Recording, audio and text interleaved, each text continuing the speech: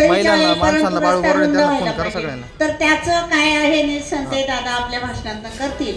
परंतु दादांनी दिलेला शब्द पाळलेला आहे आणि संपूर्ण जुन्नर तालुक्यामध्ये आज दादा दिलेला शब्द पाळत आहेत. खऱ्या अर्थानं लोकनेता कसा असावा आणि कार्यकर्ता कसा असावा याचं ज्वलंत उदाहरण म्हणजे आमचे शरद दादा सोनवणे. आज तसं पाहिलं तर हा उमरजकर दादा ख्याती आहे, जे दोन्ही उमरजकर ज्या उमेदवाराच्या मागे राहतात ना तो उमेदवार निश्चितपणाने विजयी होतो.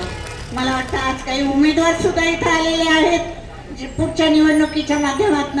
त्यांनाही मी सांगते आमची मळगंगा माता महालक्ष्मी माता निश्चितपणानं सावंतसाहेब मयूरजी आपल्याला आशीर्वाद दिल्याशिवाय राहणार नाही.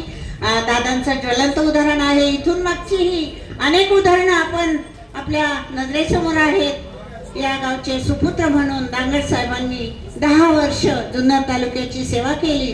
गावं तर दोन्ही उभी होती परंतु पूर्ण पंचक्रोशी संपूर्ण साहेबांच्या मागे होती.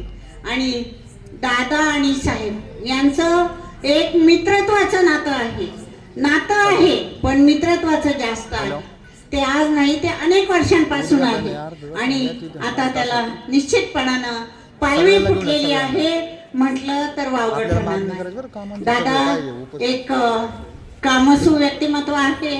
खऱ्या अर्थानं महालक्ष्मी मातेनं आणि गंगा मातेनं जो आशीर्वाद त्यांना दिलेला आहे ते पाठबळ बरोबर घेऊन खऱ्या अर्थानं त्यांनी आता जुन्नर तालुक्याची सेवा प्रारंभ केली आहे.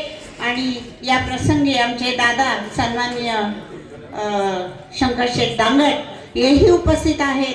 साहेब आज नाही आहेत, काहीतरी कारणानिमित्त ते मुंबईला थांबलेले आहेत आणि साहेबांच्या वतीनं मी दादांचं मनापासून आपण ही सगळी कामं दोन्ही उमरज गावांना दिलीत म्हणून दोन्ही उमरज गावांच्या वतीनं मी आपलं खूप खूप आभार मानते. आणि याही पुढची कामं मला वाटतं दादांना इकडनं सांगितली की तिकडनं होतील याची मला खात्री आहे. सीमाताईंपर्यंत जायची वेळ आपल्यावर येणार नाही, बरोबर ना दादा? हा. तर या विषयी बोलायचं झालं तर ही कामं अतिशय चांगल्या पद्धतीनं एक ग्रामस्थ जबाबदार ग्रामस्थ म्हणून आपण सुद्धा चांगल्या पद्धतीनं करून घ्यायची आहे. कुठे काही चूक दिसली उणीव दिसली तर नक्की कानावर घाला. फक्त कामात व्यत्यय आणू नका आणि काम बंद पाडू नका ही सुद्धा माझी नम्रतेची विनंती आहे.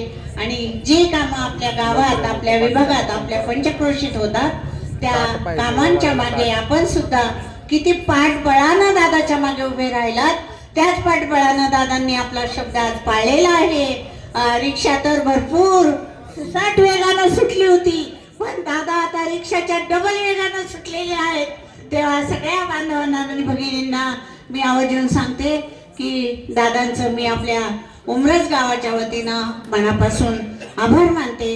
आणि ही सर्व कामं असे कॉन्ट्रॅक्टर नेमा दादा की जी कामं खरोखर चांगल्या पद्धतीनं होतील. दादांचं पुन्हा एकदा आभार मानते. धन्यवाद. जय हिंद.